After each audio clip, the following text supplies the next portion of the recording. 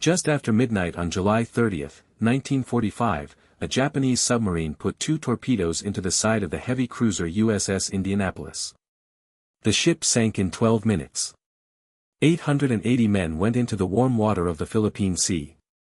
They believed a rescue would arrive within hours. They were wrong by a margin that almost no one survived. 5 days later, only 316 of those men were still alive. The U.S. Navy then put their captain on trial. He was convicted. He killed himself 23 years later with a toy sailor in his hand. This is the story of the USS Indianapolis, the cruiser that delivered the atomic bomb and was killed within a week of doing so. It is also the story of the 4.5 days her men spent in shark-infested water with no rescue coming, the 800 radio operators and lookouts who recorded her distress signal and did nothing, and the 12-year-old boy from Pensacola, Florida, who in 1996 sat down with his mother to watch a movie about a great white shark and accidentally exposed the worst injustice in the history of the United States Navy. There are 3 questions this video will answer. First, how did a flagship cruiser of the 5th Fleet vanish for 4 days without anyone in the chain of command noticing she was overdue? Second, how could the Navy court-martial a captain whose distress signals had been received by 3 different stations and ignored at every one? And third, how did the testimony of an enemy submarine commander, given against his own former enemy in 1945, become the centerpiece of a posthumous exoneration that did not arrive until October of the year 2000. We begin in the harbor at Mare Island, California, on a hot afternoon in mid-July of 1945. A heavy cruiser is being loaded with cargo so secret that the Marine guards on her deck do not know what they are guarding. The cargo is housed in a wooden crate 15 feet long by 5 feet wide and is bolted to the deck of the captain's quarters. Inside the crate is a metal canister. Inside the canister is roughly half of the uranium-235 that, in 11 days, will be detonated above a Japanese city named Hiroshima. The Indianapolis was a Portland-class heavy cruiser, designation CA-35, commissioned in November of 1932. She was 610 feet long, displaced just under 10,000 tons, and carried a main armament of 9 8-inch guns in 3 triple turrets. She was, by 1945, an old ship. She had been the flagship of Admiral Raymond Spruance throughout the Central Pacific Campaign. She had taken a kamikaze hit off Okinawa in March of that year that killed 9 of her crew and required 4 months of repair at Mare Island. She had returned to active service on July 16. Her captain, Charles Butler McVeigh III, was a 46-year-old career officer from a Navy family. His father had been a 4-star admiral. McVeigh himself had graduated from Annapolis in 1920, won the Silver Star at Casablanca in 1942, and taken command of Indianapolis in November 1944. He was, by every report from the men who served under him, a competent and well-liked captain. He drove the ship hard but fairly. He knew his crew by name. On the night of July 15, when the secret cargo arrived from Los Alamos under armed escort, he was told only that the war could end if it reached Tinian on time. Indianapolis sailed from San Francisco at 8 in the morning on July 16, 1945. She crossed the Pacific at the highest sustained speed her boilers could give, 28 to 29 knots, and arrived at the small island of Tinian, in the Marianas, on the morning of July 26. The crossing covered 5,300 nautical miles in just over 10 days. It remains, to this day, the fastest wartime crossing of the Pacific by a U.S. capital ship under her own power. Her cargo was unloaded by Manhattan Project technicians within 90 minutes. McVeigh was given new orders. Proceed to Guam. Then to Leyte for gunnery practice. From Guam, on July 28, Indianapolis set out alone toward the Philippines. She had no destroyer escort. The Navy had analyzed the route, known to convoy planners as Route Petty, and determined that no Japanese submarines were thought to be operating in those waters. The intelligence was wrong. McVeigh had asked, before sailing, whether he should follow a zigzag pattern as protection against torpedoes. The fleet routing officer at Guam told him zigzagging was at his discretion in good visibility, and recommended against it at night. McVeigh accepted the guidance. The night of the 29th was overcast. Visibility dropped to under 1,000 yards. 270 nautical miles ahead of Indianapolis, in a patch of empty sea south of the Palau Islands, a Japanese submarine of the I-58 class was returning home. Her commander was 36-year-old Lieutenant Commander Makitsura Hashimoto, a graduate of the Imperial Naval Academy who had been at sea for the entire war. Hashimoto had been ordered to attack any Allied capital ship he encountered, and to use, if possible, his secret weapon, 6-man suicide torpedoes called Kaiten, in which a single Japanese pilot was sealed inside with no escape mechanism. He had been carrying these for 2 months without firing one. At 11 minutes past 11 on the night of July 29, Hashimoto was at periscope depth, scanning the horizon as a routine check before surfacing to recharge his batteries. Through the eyepiece he saw a black shape against the moonlit clouds. He thought, at first, it was a destroyer. Then he saw the size of it. He counted the silhouette. 2 stacks. Triple turrets. He whispered a single word in Japanese to his executive officer. The word was kaiteki, target. He did not waste a Kaiten. He chose 6 conventional Type 95 torpedoes, set them to a depth of 4 meters, and fired the first spread of 3 at 12:14 in the morning of July 30. 2 of the 6 torpedoes struck Indianapolis. The first hit forward of the bridge and detonated her aviation gas tanks. The second hit just abaft of midships and detonated one of the forward 8-inch magazines. 300 men were killed in those 2 explosions, most of them asleep below the forward deck. The bow of the cruiser was torn off. She immediately began to roll to starboard. Within 90 seconds the wireless room was flooded. Within 2 minutes the engine rooms were dark. Within 5 minutes the deck was at a 30-degree list. McVeigh, thrown from his bunk by the first explosion, was on the bridge at the second. McVeigh gave the order to abandon ship at 12:18. By that time, the radio room had transmitted 3 distress messages on 3 different frequencies. Each message named the ship, gave the position, and reported that the cruiser was sinking. The transmissions were received and logged at 3 separate stations on the islands of Guam, Leyte, and Tacloban.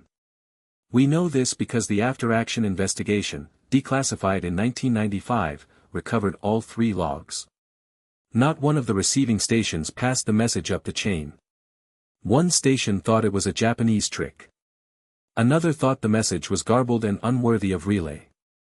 The third was, the log states, unattended. Indianapolis sank at 12:26 in the morning of July 30, 1945, in 3,000 fathoms of water roughly 390 miles south of Guam. From the moment the first torpedo hit to the moment the stern slid under, just 12 minutes had passed. Of her crew of 1,196, 300 had been killed by the explosions. The remaining 880 went into the water. They were spread over more than a square mile of warm, oily ocean. They wore standard Kapok life jackets that, the manufacturer had certified, would float a man for 48 hours. They did not float for 48 hours. The first night was the worst of their lives, except for the 4 nights that followed. The men were covered in fuel oil that burned their eyes and stung their open wounds.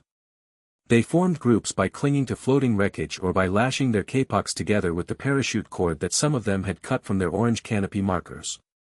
The largest group numbered around 400 men. The smallest were single sailors, drifting alone, calling for friends in the dark who answered for a few hours and then stopped answering. By dawn on July 30, 200 more men had died of shock, exposure, or wounds. Then the sun came up. And then the sharks came.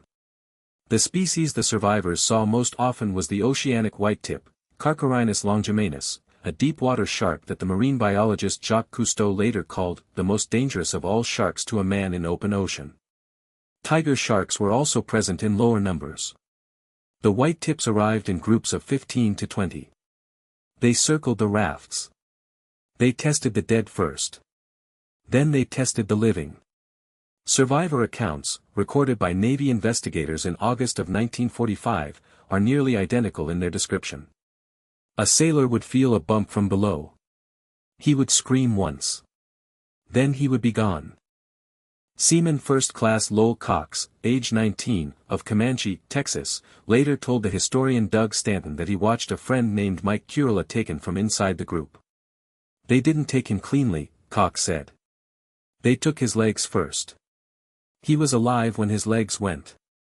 He died asking us to shoot him. We didn't have a gun. Cox himself was bitten 3 times, in the foot, the thigh, and the right shoulder, and survived. He carried the scars for the rest of his life. He died in 2018 at the age of 93. He never went swimming again, not once, in 73 years. The sharks were not the only killer. Salt water, swallowed in mouthfuls when a wave hit, brought on hyponatremia within 36 hours. Sailors who drank from the ocean entered a stage the survivors called the giddies, laughter, then hallucinations, then violent thrashing, then death. Many became convinced that their ship was floating just below the surface. They would unbuckle their kapaks, dive down to find the deck, and drown within minutes. Others saw imaginary islands and swam toward them. Group leaders had to physically restrain men from leaving the perimeter. The men who restrained them often died of exhaustion before nightfall. Hypothermia at night brought on a different kind of dying. By the morning of July 31st, fewer than 600 of the 880 original swimmers were still alive. By August 1st, fewer than 400. The men were burning in the sun, freezing at night, drinking salt water against their will, and being hunted from below. They had no food, no fresh water, and almost no medical supplies. The few unbroken first aid kits contained sulfa powder and bandages, neither of which helped against shark bites or thirst. Group officers tried to maintain naval discipline by holding morning roll calls. The roll calls became too painful to continue after the second day. The names that had been called the previous morning were not answering. All this time, no one in the Pacific was looking for the Indianapolis. She had not been reported missing. The standing Navy procedure for combat vessels underway was that arrival times were tracked by the receiving port, in this case, Leyte. When she did not arrive on the morning of July 31st, the port operations officer, a Lieutenant Stuart Gibson, did not report her overdue. He later testified that he had assumed her schedule had been changed and that no notification was required of him. This testimony was accepted at his court-martial. He received a letter of admonition. He kept his commission. The Navy's official chronology calls his decision an administrative oversight. On the morning of August 2, 1945, by random chance, a U.S. Navy patrol bomber pilot named Lieutenant Wilbur Chuck Gwynn was flying a routine anti-submarine patrol out of Peleliu. Gwynn was 26 years old, from Norfolk, Virginia. His PV-1 Ventura was experiencing a malfunction in its trailing radio antenna. To repair the trailing weight, Gwynn left the cockpit and went aft. While he was in the rear of the aircraft, looking down at the ocean to assess the antenna's drag, he saw a dark slick on the water. He thought it was a Japanese submarine on the surface. He banked the Ventura and dropped to 900 feet to investigate. What Gwynn saw, on his second pass, was not a submarine. It was an oil slick stretching 20 miles long. And in the slick were heads. Hundreds of them. Some were waving. Most were not. Gwynn radioed the discovery in plain language, many men in the water. He gave coordinates. He dropped his life raft, his life vests, and even his sonobuoys. Then he circled until he ran low on fuel and was relieved by another aircraft. The first survivors he had spotted had been in the water for 100 hours. They had stopped expecting rescue on the second day. Many of them, when first sighted from the air, were no longer trying to swim. They were waiting. The first rescue aircraft to land in the open sea was a PBY-5 Catalina flying boat piloted by Lieutenant Adrian Marks of Frankfort, Indiana. Marks was 28 years old. He arrived over the survivors at 3:30 in the afternoon of August 2. The swells were running at 12 feet, far above the maximum sea state for which the Catalina was rated to land. Marks was under standing orders not to attempt an open sea landing in such conditions. He did it anyway. He set the flying boat down in 3 crashing skips, ruptured a wing float, and immediately began pulling sailors out of the water. He took 56 men aboard before nightfall, more than the aircraft was designed to carry. Marks lashed the men he could not fit inside the cabin to the wings of his airplane with parachute cord. The Catalina would never fly again, the saltwater intrusion ruined her engines and warped her airframe, but Marks kept her afloat through the night by running a fire pump every 20 minutes to clear the bilges. He shared his radio with the survivors. One sailor, who had been a Boy Scout, used the radio to send the first lucid Morse message anyone had heard from the Indianapolis crew in 5 days. The message read, "Indianapolis sunk. Survivors adrift. 5 days. Please hurry." It was received at Guam at 4:11 in the afternoon. The destroyer escort USS Cecil J. Doyle, under Lieutenant Commander W. Graham Claytor, arrived after dark and began the slow work of pulling men out of the oil slick under floodlights. Claytor had been ordered to maintain blackout conditions on the assumption that a Japanese submarine might still be in the area. He disregarded the order. He turned his searchlights on at full power and pointed them at the sky. He later said he wanted to give the men in the water something to swim toward. Some of the survivors, by then drifting in groups of 2 or 3, said the searchlight beam was the first thing they had seen in days that they were sure was real. By the morning of August 3, 6 other ships had joined the rescue. They worked through the day and into the next, sweeping a search area of nearly 400 square miles. They pulled the last living survivor from the water at 10:30 in the morning of August 3, a young petty officer named Albert Harland, who had been alone on a small piece of decking for the previous 19 hours and was unable to speak for 2 days after being recovered. The final tally, when the count was completed at Peleliu on August 5, was 316 survivors out of 950 who had reached the ocean.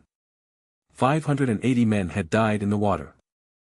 On the morning of August 6, 1945, the day after the survivors began arriving at field hospitals, a B-29 bomber named the Enola Gay dropped the uranium components that USS Indianapolis had delivered to Tinian on the city of Hiroshima. The bomb killed approximately 80,000 people instantly. The Pacific War had 10 days left to run. The Navy made a decision in the hours after Hiroshima. The sinking of the Indianapolis would not be announced to the American public until victory was certain. The press release was held back for a further 9 days. It was issued on August 15, the same morning that Japan announced surrender. It was buried by the bigger news. By the time the families of the 880 dead sailors learned how their sons and husbands had been killed, the war was over and the country was celebrating. The Navy began an internal investigation almost immediately. Its scope was narrow. It did not examine the failure of the receiving stations to relay the distress signal. It did not examine why the Indianapolis was sailing without escort. It did not examine why no one had reported her overdue. It examined one question only. Was Captain McVeigh following the prescribed naval doctrine on evasive maneuvering, that is, was he zigzagging, at the time his ship was struck? On December 3, 1945, Charles Butler McVeigh III became the first United States Navy captain in history to be court-martialed for the loss of a ship sunk in combat. The charge was hazarding his ship by failing to zigzag. The trial was held at the Washington Navy Yard. Among the witnesses called by the prosecution was the captain of the Japanese submarine that had sunk Indianapolis, Makitsura Hashimoto. Hashimoto, who had been brought to the United States from Tokyo specifically for the trial, gave his testimony through an interpreter. He was the only enemy commander ever called as a witness against an American officer in an American military court. The prosecutor asked Hashimoto a single decisive question. If the Indianapolis had been zigzagging on the night of July 29, would the Japanese submarine still have been able to sink her? Hashimoto's answer, recorded in the trial transcript and translated immediately, was unambiguous. It would have made no difference, he said. The torpedoes would have run true regardless. He repeated the statement under cross-examination. He said his torpedoes had a 6-degree spread, his fire control solution was correct, and the cruiser's speed and bearing made evasion irrelevant. The court-martial board ignored his testimony. They convicted McVeigh anyway. He was found guilty on December 19. McVeigh's sentence was the loss of 100 precedence numbers, meaning he would never be promoted again. He was not dishonorably discharged. He was not reduced in rank. The conviction itself, however, was a permanent stain on his record. The reviewing officer, Fleet Admiral Chester Nimitz, recommended remitting the sentence in February of 1946. The Secretary of the Navy, James Forrestal, agreed. The conviction was therefore on his record, but the sentence was waived. McVeigh was allowed to return to duty. He was promoted to Rear Admiral upon his retirement in 1949, a courtesy promotion. He was the only American naval officer ever convicted by court-martial for a loss in combat. Captain McVeigh retired to a small house in Litchfield, Connecticut, with his second wife, Vivian. For the next 22 years, every Christmas, the McVeigh home received hate mail from the families of Indianapolis sailors. The letters arrived in waves around the holidays, the season the dead had not lived to see. Some letters contained photographs of the lost men. Some contained newspaper clippings of the court-martial verdict. One letter, recovered after McVeigh's death and now held in the Naval History and Heritage Command archives, read in its entirety, "Merry Christmas. Our family's holiday won't be merry this year because of you. I hope you can live with what you've done." Vivian McVeigh died of cancer in 1961. Their son, Charles Butler McVeigh IV, also a naval officer, became estranged from his father in the years that followed. McVeigh lived alone in the Connecticut house. On the morning of November 6, 1968, his cleaning woman arrived to find him on the front lawn. He was dressed in his navy whites. In his right hand was his service revolver.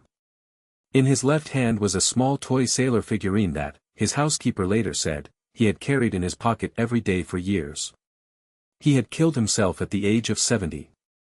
His suicide note, addressed to no one in particular, said only, "I am sorry." The story of the Indianapolis might have ended there, faded into a footnote of the Pacific War, except for what happened in a sixth-grade classroom in Pensacola, Florida, in the spring of 1996. A 12-year-old boy named Hunter Scott was watching the 1975 Steven Spielberg film Jaws with his father. In the middle of the film, the character of the shark hunter Quint delivers a 4-minute monologue about his service aboard a Navy cruiser that was sunk by a Japanese submarine in 1945. Hunter asked his father if the story was real. His father said he believed so. Hunter chose the Indianapolis as his National History Day project. His teacher told him to interview the survivors. Hunter Scott wrote letters to every surviving member of the Indianapolis crew whose address he could find. By the summer of 1996 he had been corresponding with 150 of the 316 original survivors. They sent him their personal accounts. They sent him copies of letters they had received from McVeigh before his death. They sent him photographs of the wreck of the cruiser as last seen. Hunter built a display board for his project. The board contained a single question, written in marker across the top in capital letters. The question read, "Why was he punished?" His teacher gave the project an A-. She marked him down for poor handwriting. Hunter's project would have ended on the wall of his classroom. Instead, his father, a real estate broker named Alan Scott, sent a copy of the project board to the family's congressman, Joe Scarborough, the representative for Florida's 1st District. Scarborough read the project. He wrote back. He requested a copy of every letter Hunter had collected. Within 6 months, Hunter Scott had become the youngest civilian witness ever called before a U.S. Senate Armed Services Committee subcommittee hearing. He testified at the Capitol on September 14, 1999, at the age of 15. The senator who questioned him was Senator Bob Smith of New Hampshire. Smith asked Hunter what he believed should be done. Hunter answered the senator with the careful precision of a 15-year-old who had spent 3 years preparing for the question. He said the Navy had used Captain McVeigh as a scapegoat for failures in the receiving stations, in the convoy routing office, and in the chain of command at Leyte and Guam. He said that the testimony of the Japanese submarine commander had been ignored at the trial in 1945. He said the surviving crewmen of the Indianapolis, now in their 70s, wanted their captain's name cleared while some of them were still alive. The senator promised the boy he would do what he could. Smith introduced the resolution within 2 weeks of the testimony. Public Law 106-398 was signed by President Bill Clinton on October 30, 2000. The relevant section, attached to the National Defense Authorization Act for the year 2001, contained a single declarative sentence. The American people should now recognize Captain McVeigh's lack of culpability for the tragic loss of USS Indianapolis and the lives of the men who died as a result of the sinking of that vessel. Captain McVeigh was thereby exonerated by Act of Congress, 55 years after his court-martial and 32 years after his suicide. The Navy added a notation to his service record on January 12, 2001. The conviction itself was not overturned. The notation merely says, exonerated by Congress. Makitsura Hashimoto, the Japanese submarine commander whose 1945 testimony had failed to prevent the conviction, lived to see the exoneration he had advocated for. He had become a Shinto priest after the war. He served at the Yumanomiya Taisha Shrine in Kyoto for 50 years.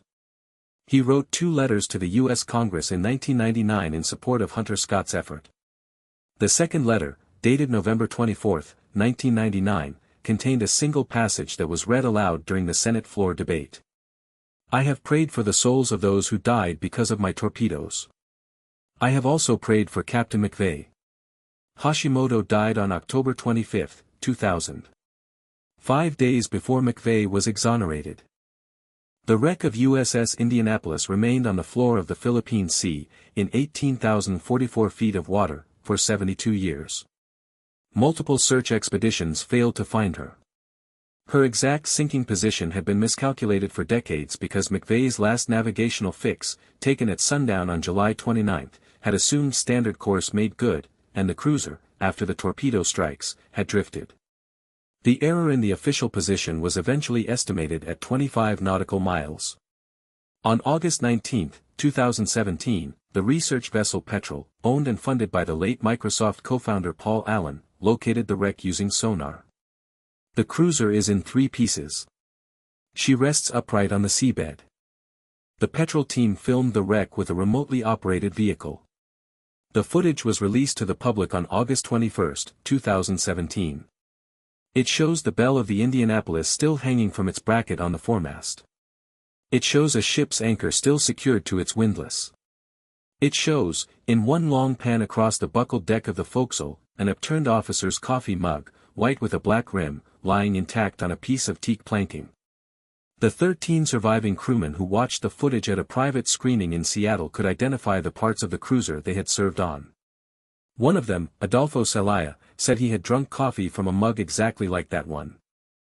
Adolfo Celaya, an aviation machinist's mate, second class, of Florence, Arizona, had been 19 years old on the night of July 29, 1945. He had survived 4.5 days in the water, 2 shark bites, and the death of every man in his immediate group. He died on April 3, 2021, at the age of 95, among the last surviving crewmen of the Indianapolis. At his memorial service, his daughter read aloud from a letter he had written to the Naval History Foundation in 2017, after viewing the wreck footage. The letter contained one sentence underlined twice. It read, "I am no longer afraid of the dark of the deep ocean.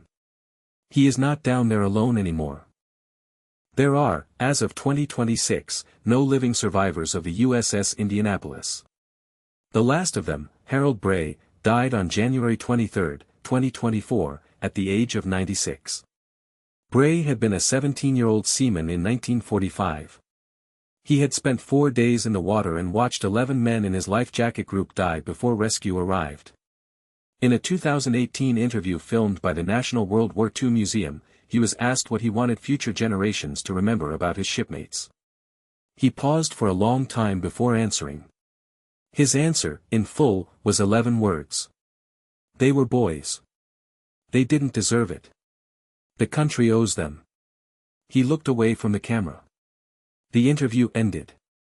The court-martial conviction of Charles Butler McVeigh III remains, technically, on the official Navy record. Congress exonerated him. The Navy did not. As recently as the official Navy histories of the Pacific War, published since 2010, the conviction is acknowledged as a matter of fact and the failures of the receiving stations are footnoted briefly. No officer at any of the 3 stations that received and ignored the distress signals was ever charged. No officer who failed to report the cruiser overdue was ever charged. No officer who routed Indianapolis into uncharted waters without escort was ever charged. The only American officer ever convicted in connection with the loss of 900 men was the captain who lost them. The toy sailor figurine that Captain McVeigh was holding when he died on his Connecticut lawn in 1968 is now in the collection of the Indianapolis, Indiana War Memorial. It was donated by his son, Charles IV, in 1997, after a long correspondence with Hunter Scott. The figurine is a generic cast metal Navy seaman in dress whites, of the kind that had been sold in 5-and-dime stores from the 1930s to the 1950s. Children received them as Christmas gifts. The figurine McVeigh carried is missing its left arm, broken off and lost long before it reached the museum. The exhibit caption beside the case reads only, Captain Charles B. McVeigh III. He carried this with him every day. Hunter Scott, the Pensacola schoolboy who had reopened the case in 1996, graduated from the United States Naval Academy in 2008. He served as a Navy helicopter pilot for 9 years, achieved the rank of lieutenant commander, and is now a civilian aviation consultant in Jacksonville, Florida. He is married with 3 children.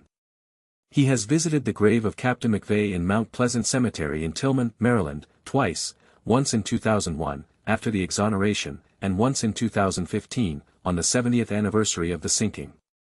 He left, on each visit, a single small object beside the headstone. The object was a toy sailor figurine. He had bought them on eBay. They had cost him $14 apiece. The story of the USS Indianapolis is, in the end, not a story about war. It is a story about what happens after a war, when a country has to decide which of its dead it will remember and which it will not. 880 Americans went into the warm water of the Philippine Sea on the night of July 29, 1945. 580 of them did not come out. The men who did come out spent the rest of their lives waiting for the country to acknowledge that the system, not their captain, had failed them. Most of them died still waiting. A few of them lived just long enough to read the words, exonerated by Congress. 3 things remain in 2026 that did not exist in 1945.